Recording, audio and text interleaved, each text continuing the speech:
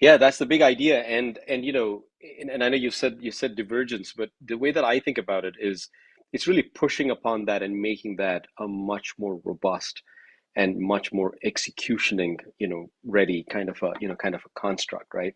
So Hmm. so let me just recap if I've been paying attention, Reg. There's we said there were four things that we've learned about the connection, right? Hmm. The first one was very much the bedrock, the robustness of the thought leadership around saying, hey, it's That's about the right. leader, it's about the business.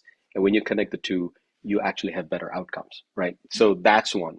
Then you talked about the notion about saying, hey, all leaders need to be served, or provided leadership development, all leaders who are paid to lead, right? We talked about that. Then you talked about, your leadership as a product to be consumed. And when that is excellent, then that drives, employee experience that is excellent. Then that drives customer experience with the products and services that the company offers. That's excellent. And then voila, that drives the business results, right? The fourth idea really is, I think, taking this notion of Excuse me. what we have understood, and intuitively, if you may, for lack of another term. That's the reason we invest in leadership development, right? We all intuitively understand that when we develop our leaders, our organizations are the better for it, right? We all get that. We all plan behind org development. We all plan behind strategy. And this reason why we do that is because we intuitively get it.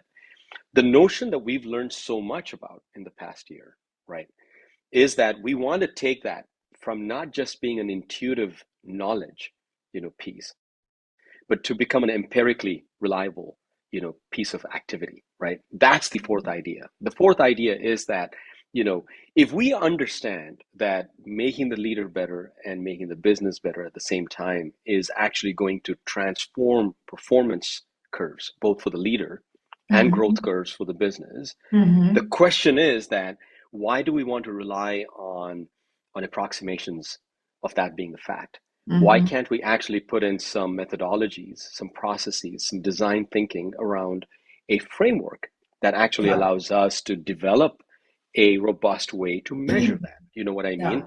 And that's the fourth idea. We've learned so much about that, Reg, because when we talked about the connection a year ago, we were very much still, I think, in the early stages of having a Rejuvi case to make. Do you see what I'm saying?